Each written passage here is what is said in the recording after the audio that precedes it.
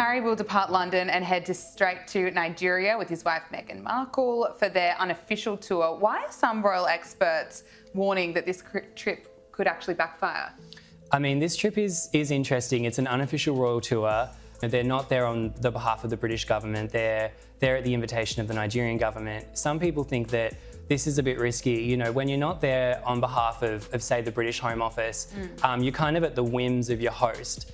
And there is concerns that maybe Harry and Meghan could be, they like to control their. It was supposed to be another glamorous overseas engagement, a goodwill tour wrapped in royal nostalgia and personal discovery. But instead, Prince Harry and Meghan Markle's attempt to revisit Nigeria has exploded into a full-blown international embarrassment. What was once heralded as a cultural connection has now become a case study in diplomatic overreach, cultural missteps, and public backlash. The Nigerian government didn't just decline their request, they shut the door loudly, clearly, and without apology. The headlines may sound simple. Nigeria rejects Prince Harry and Meghan's second visit. But behind that headline is a complex unraveling of the Sussex brand, a sharp warning from one of Africa's most influential nations, and a message to the world: celebrity status is no substitute for diplomacy. According to officials within Nigeria's Ministry of Foreign Affairs, the couple had formally requested a follow-up trip, citing their transformative experience during their previous visit. But this time, there was no welcome mat rolled out, no invitations extended, and no behind-the-scenes negotiations. The answer was a firm and final no. This wasn't a polite deferral or a schedule clash. It was a diplomatic rejection, rooted in frustration, embarrassment, and a growing resistance to what some are calling celebrity colonialism. Nigerian officials reportedly declared that there was no compelling national interest in approving another unofficial Sussex tour. In other words, the government saw no political, economic, or cultural value in allowing Meghan and Harry to return. And they made that very clear. So how did we get here? To understand the rejection, we need to go back to their first visit. Meghan Markle's declaration that she had discovered she was 43% Nigerian via a mail-order DNA test was met with media fanfare in the West. But back in Nigeria, the reaction was far more complex. Cultural leaders, academics, and everyday Nigerians voiced concern. Many found the gesture shallow, performative, even insulting. Her appearance in traditional Nigerian fabrics, her participation in ceremonial dances, and her posing with tribal elders raised eyebrows. It was, according to one historian, ancestral cosplay, a photo opportunity disguised as cultural engagement. You don't get to wrap yourself in African identity only when it suits your brand. One Lagos-based historian told local media. That comment alone sparked a nationwide discussion about cultural appropriation, authenticity, and the growing trend of Western celebrities using African nations as backdrops for personal rebranding. Meghan's well-lit photos and curated quotes left behind very little in terms of tangible investment or sustained engagement. But the optics weren't the only issue. Behind the scenes, Nigerian security and intelligence officials were reportedly overwhelmed by the logistical chaos the Sussexes brought with them. Despite having no diplomatic status or official royal role, the couple allegedly demanded full-scale motorcades, secured hotel suites, media staging areas, and ceremonial escorts. All of this while operating outside the jurisdiction of both the Nigerian and British governments. A senior intelligence officer reportedly told national outlets they wanted the full royal treatment, without the responsibilities or credentials. The British government, it turns out, had no part in organizing that trip. The UK Foreign Office didn't support it. It wasn't coordinated with the British High Commission.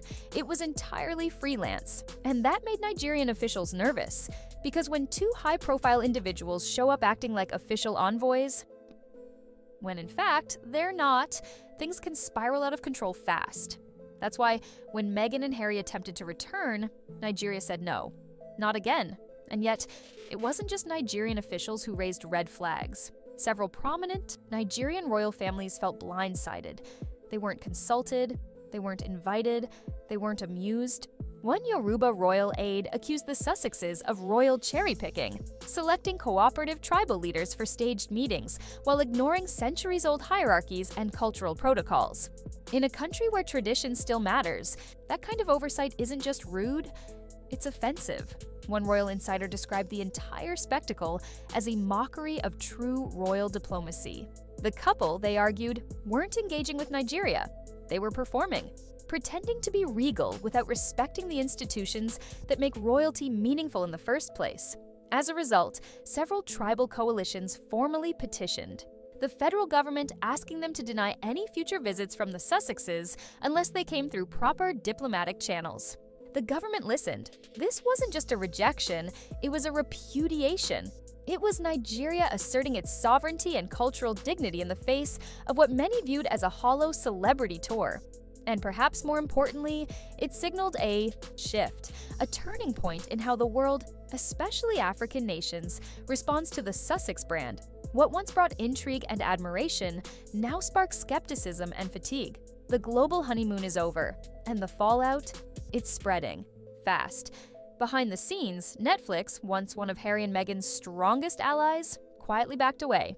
Sources within the streaming giant's original content division told Deadline that internal plans for a Diaspora Dreams documentary tied to Meghan's Nigeria trip were shelved.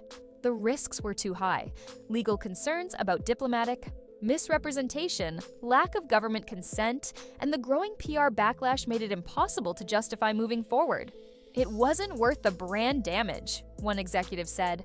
Even more telling, Netflix quietly removed internal promotion materials that had been tentatively approved. And with no official announcement from Netflix since the trip, it's clear the company is distancing itself. Meghan and Harry's biggest media backer is going cold, and they're not alone. According to LA-based publicists and talent agents, Hollywood's elite are also stepping away. What was once seen as a powerful, progressive couple challenging the monarchy is now viewed as a liability. They bring heat, one agent told Variety, but it's toxic heat now. No one wants to touch them until they prove they can build, not just complain. Even Beyoncé's team, who welcomed Meghan at a recent concert, has reportedly gone mum on future collaborations. In Beverly Hills boardrooms, brand executives are now using a brutal phrase to describe the Sussexes: uninsurable. That means they're too risky to sponsor, pitch, or publicly align with. The tide is turning, and fast. So where does this leave Harry and Meghan, trapped in a paradox of their own making? They long for the platform of royalty, but reject the responsibility. They seek global influence without the infrastructure. And now, for perhaps the first time, a nation has said, enough. The Nigerian rejection wasn't a footnote. It was a signal, a warning to the world and to Harry and Meghan that titles without substance and fame without diplomacy are no longer enough. The era of celebrity pass-through is ending. The Sussexes may have the spotlight, but now the world is asking harder questions. What are you actually offering? Who invited you? And why should we care? As the royal PR machine continues to churn, Nigeria's bold stand will echo, not just through Africa, but through every boardroom, newsroom, and diplomatic hall that once welcomed the Sussexes with open arms. Their second act may not be the regal return they imagined. It might just be a reckoning. If you found this story revealing, make sure to hit that subscribe button, because the unraveling of Harry and Meghan's global brand is only just beginning. In our next video, we'll expose how their loss of credibility is spreading to Hollywood power circles, brand partners, and even royal allies. Don't miss it, because the royal retreat is turning into a collapse.